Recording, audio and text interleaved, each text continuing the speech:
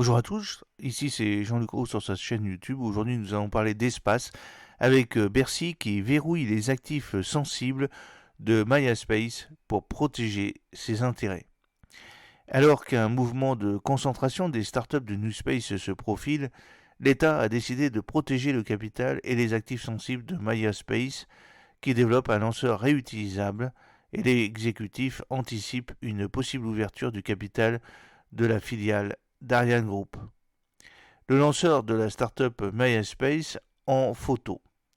La startup du spatial MySpace, spécialisée dans le développement de mini-lanceurs, est devenue un acteur stratégique pour un État qui, depuis le 20 mars 2024, a considéré que cette chose était vraiment indispensable pour l'armée française et aussi pour la souveraineté de notre pays. La société dirigée par Johan Leroy, qui est sa maison mère Ariane Group, ont discrètement signé une convention portant sur la protection des intérêts nationaux et des actifs sensibles de la start-up. La signature s'est faite en présence des représentants de Safran et d'Airbus, les deux co-actionnaires d'Ariane Group.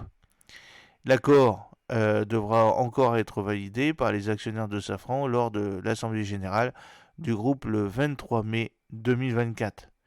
Cette convention, qui doit protéger la société du New Space d'une entrée au capital ou d'un rachat par un acteur étranger, intervient alors que le secteur des lanceurs est marqué par une explosion du nombre de startups spatiales en Europe. Ce mouvement devrait entraîner une phase de concentration autour d'une poignée de grands acteurs mondiaux au vu des investissements nécessaires.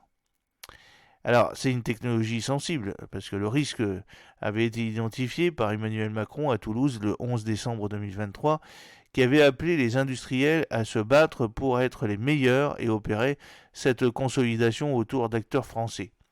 En attendant, Bercy, qui détient 11% du capital de Safran et d'Airbus via l'Agence des participations de l'État, APE, entend verrouiller la gouvernance de la start-up pour faire face à l'hypothèse d'une ouverture ultérieure de son capital.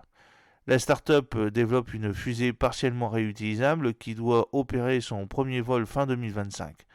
La convention signée avec l'État précise que la nature souveraine de certaines activités de MySpace et l'accès des technologies sensibles issues de sa maison mère Ariane Group, qui conçoit par ailleurs les missiles nucléaires français M51, justifie la mise en place d'un dispositif de protection des intérêts nationaux. L'autorisation d'Ariane Group dirigée par Martin Sion sera indispensable après concertation avec l'État pour la cession d'actifs sensibles, incluant savoir-faire, technologie et droits de propriété intellectuelle. Alors, filiale protégée, les verrous posés par la Convention conditionnent à un feu vert de l'État et d'Ariane Group les prises de participation de plus de 10% au capital de MySpace. Il impose également le maintien du siège social de l'entreprise en France et précise que les représentants légaux doivent être français et résider dans l'Hexagone. Une part des membres des organes d'administration pourront être issus de l'Union européenne, mais la majorité d'entre eux doit aussi être de nationalité française et résider en France. Enfin, la Convention dote Ariane Group d'une action de préférence au sein de MySpace.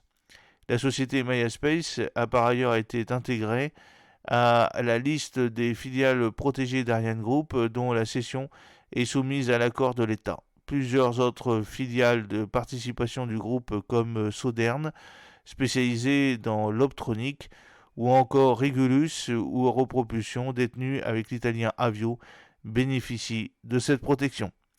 J'espère que cette petite vidéo vous a plu. N'oubliez pas de cliquer sur le pouce pour la promouvoir, de vous abonner si ce n'est pas encore fait et de partager cette vidéo sur vos réseaux sociaux. A très bientôt. Fidèlement, Jean-Luc O.